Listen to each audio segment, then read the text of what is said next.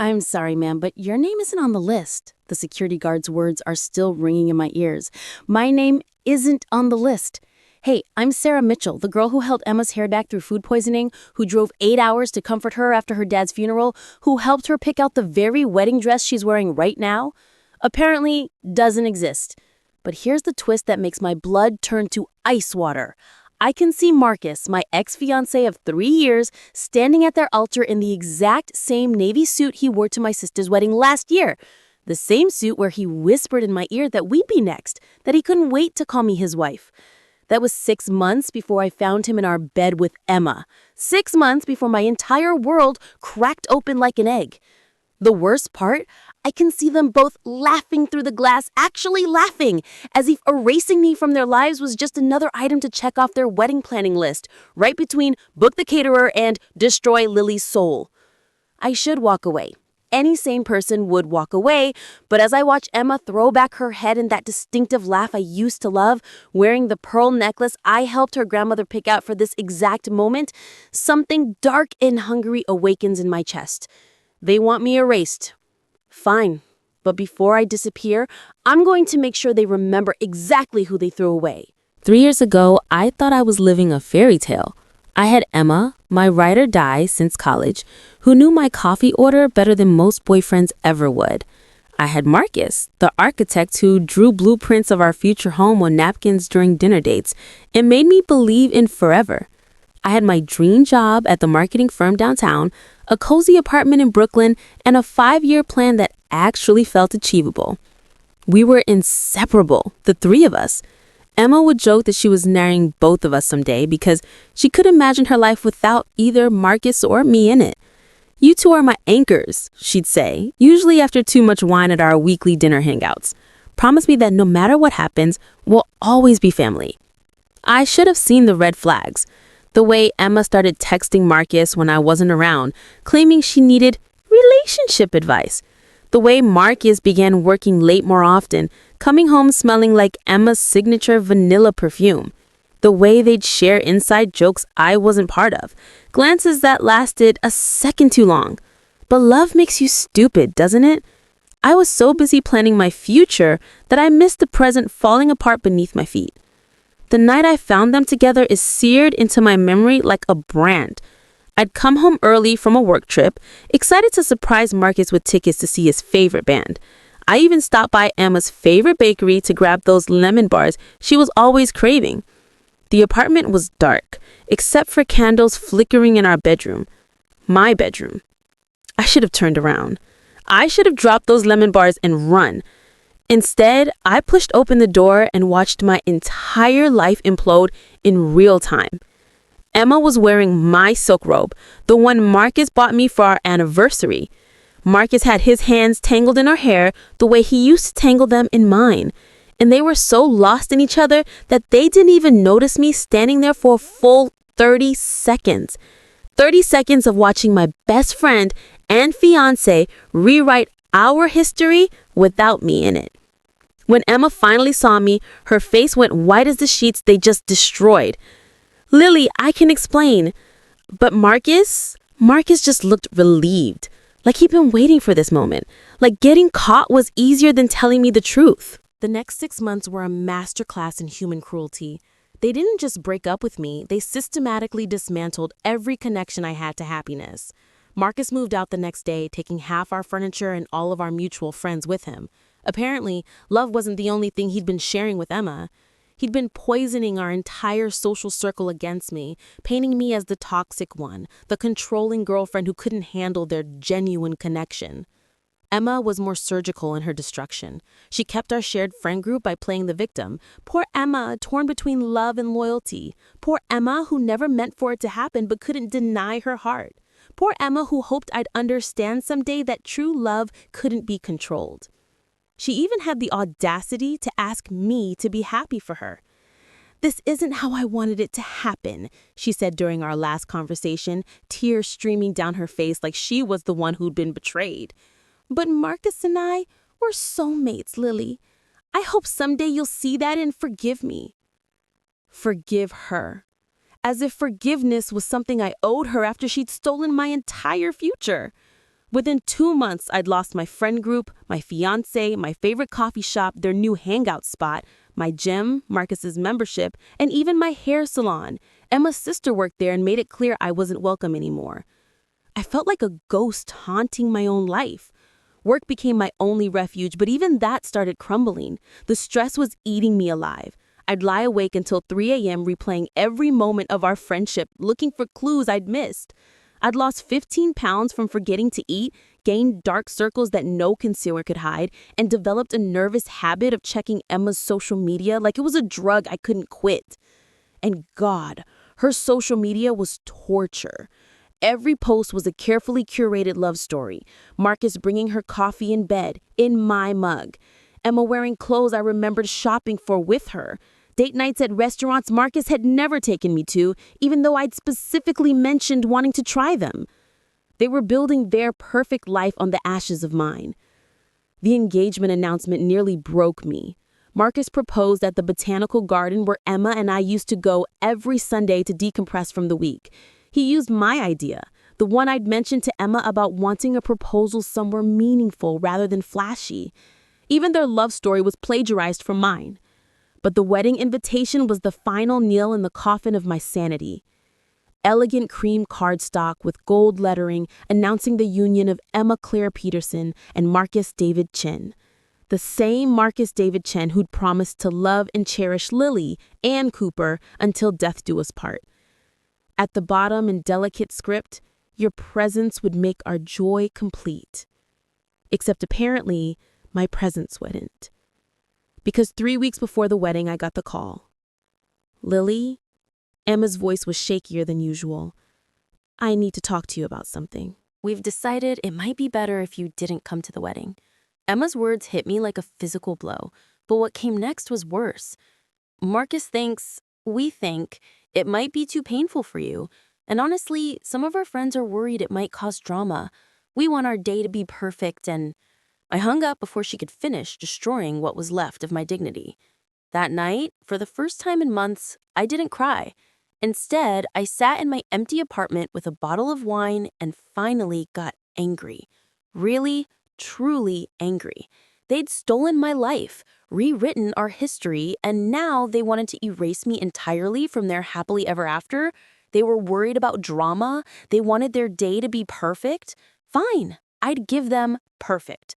The next morning, I called in sick to work and did something I'd never done before. I hired a private investigator. Her name was Janet Torres, a sharp-eyed woman in her 50s who specialized in infidelity cases. She took one look at me and said, "Honey, you've got that look. The one that means someone's about to pay for what they did to you. I just want the truth. I want to know how long this was really going on." What Janet found over the next 2 weeks changed everything. Marcus and Emma hadn't just had an affair.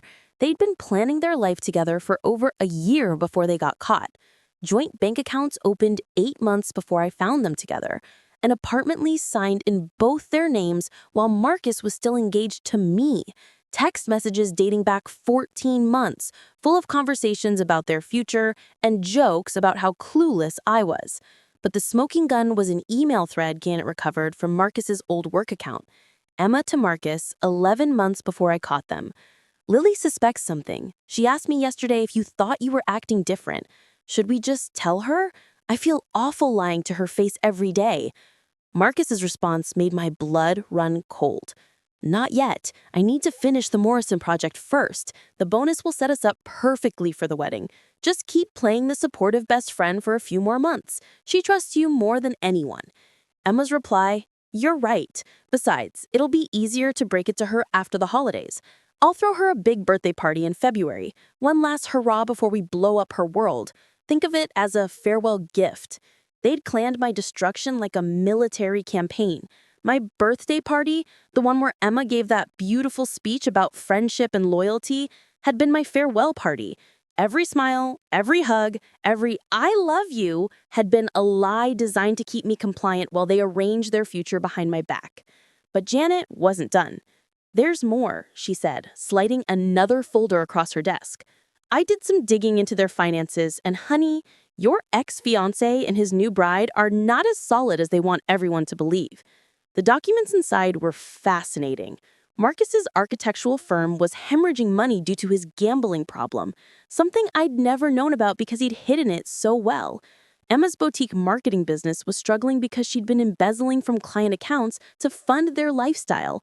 They'd both taken out massive loans for the wedding, using Emma's family home as collateral. They were drowning in debt, held together only by the image they'd crafted on social media. "What are you thinking?" she asked, watching my face carefully. I looked up at her and smiled for the first time in months. "I'm thinking their perfect wedding deserves a perfect wedding gift." The plan was beautiful in its simplicity. I wouldn't crash their wedding or make a scene. I wouldn't scream or throw drinks or cause the kind of drama they'd worried I might create. Instead, I'd give them exactly what they deserved: the truth. 3 days before the wedding, I sent an anonymous package to Emma's parents, Marcus's parents, and every single person on their wedding guest list. Inside each package was a carefully curated collection of evidence: printed emails, bank statements, photographs, and a timeline of their affair that laid bare every lie they told. But the masterpiece was the wedding program I designed.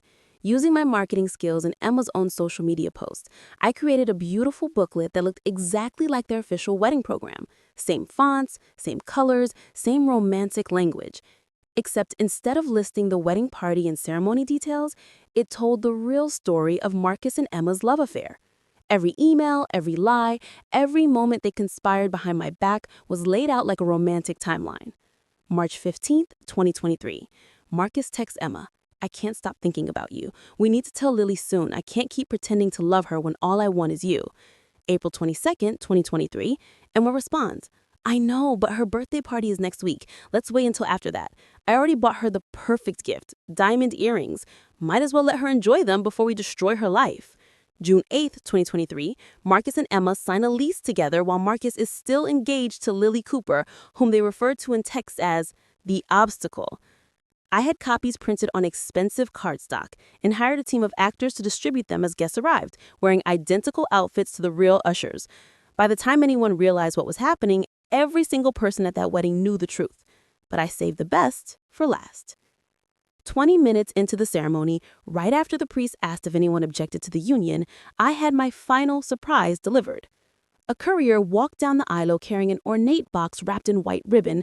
Inside was Emma's pearl necklace, the one her grandmother had given her to wear on her wedding day, and a note in my handwriting. "Dear Emma, I found this in Marcus's apartment when I picked up my things. I thought you should have it back, along with the truth about when your relationship really started. Congratulations on your perfect day. Lily."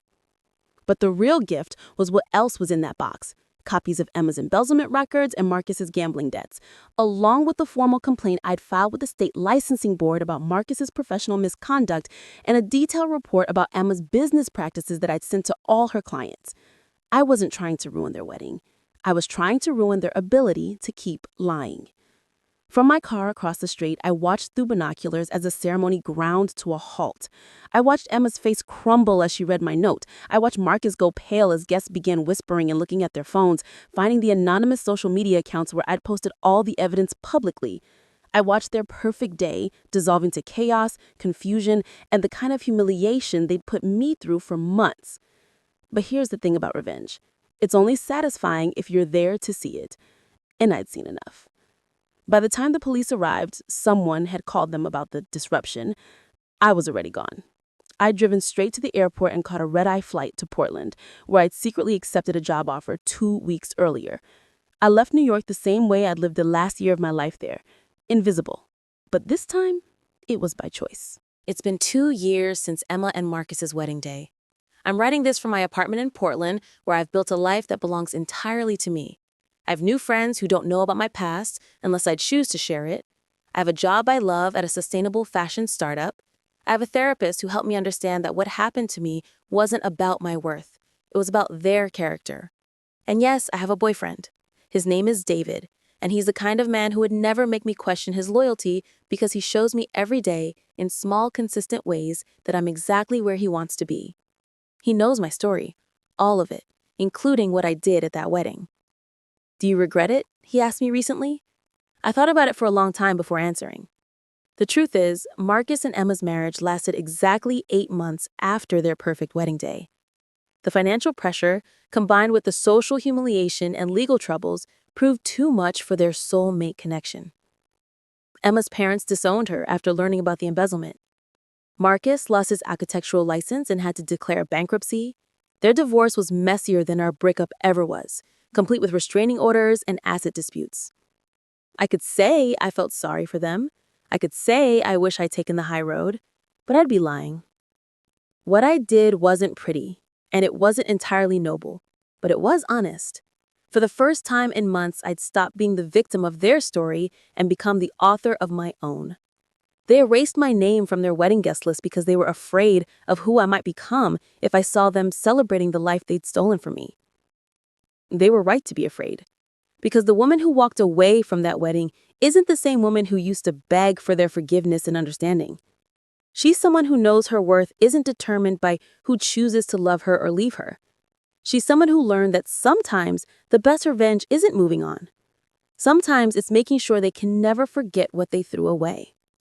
And as I sit here in my new life, surrounded by people who chose me and keep choosing me every day, I realize that's exactly who I was always meant to become. The woman who refuses to be erased.